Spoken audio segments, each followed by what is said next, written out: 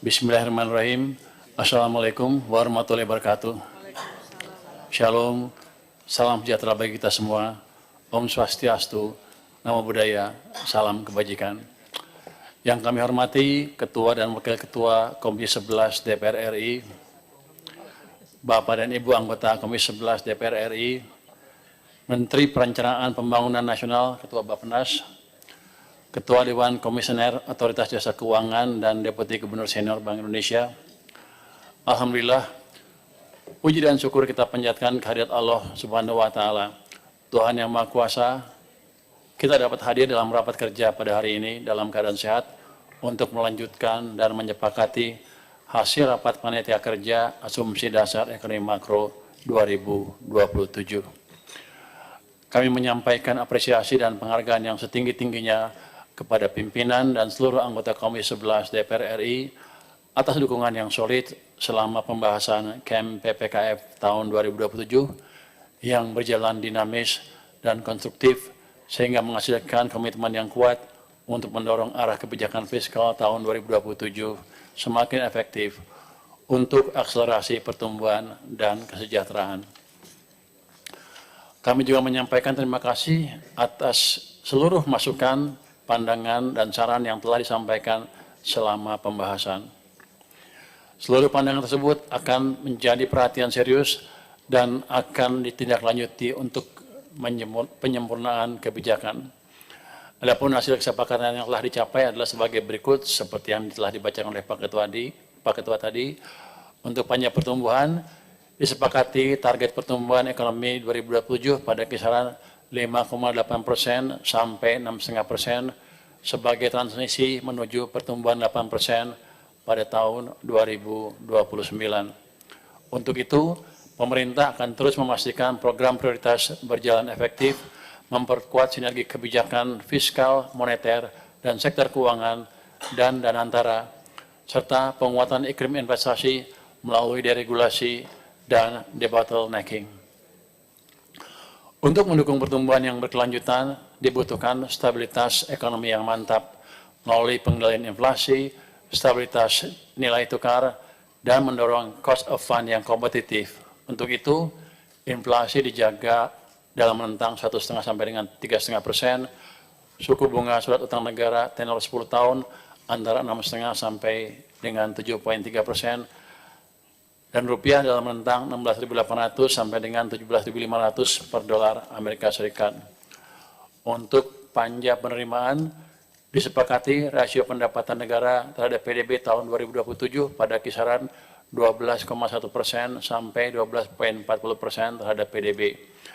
Pencapaian target pendapatan negara tersebut akan dilakukan melalui peningkatan tax compliance dan tax base. Pak Menteri, tadi udah kita rubah Pak. Yang bukan interupsi. Ini saya mau konfirmasi nih, boleh Pak Ketua? Oh, 12,1 Pak Menteri. Sudah dirubah Pak. Kita rubah kesepakatan. Kesepakati. Ya, yang di itu. 12,01 Pak. saya salah baca ya berarti ya. Oh, jadi 0,1. Agak terkejut juga kita. Yang awal 12,1 saya ingat, sekarang 12,1. Saya salah baca, maaf Pak, koreksi. Tulisannya benar. Kita terlalu agresif Pak. Saya koreksi. Disepakati rasio pendapatan negara, rupanya semuanya menyimak. Salah ngomong loncat semua ya. Saya mohon maaf Pak atas kesalahan tadi. Disepakati rasio pendapatan negara terhadap PDB tahun 2027 pada kisaran 12,01% sampai 12,40% terhadap PDB.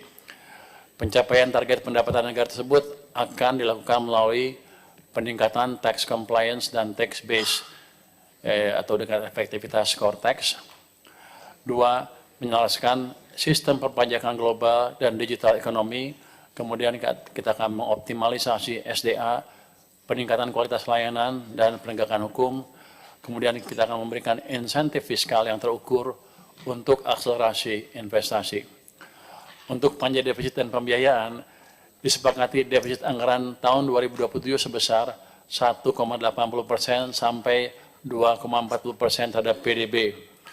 Untuk menutup defisit anggaran tersebut, dibutuhkan pembiayaan yang dikelola secara inovatif, prudent, dan berkelanjutan untuk akselerasi pertumbuhan ekonomi dan peningkatan kesejahteraan.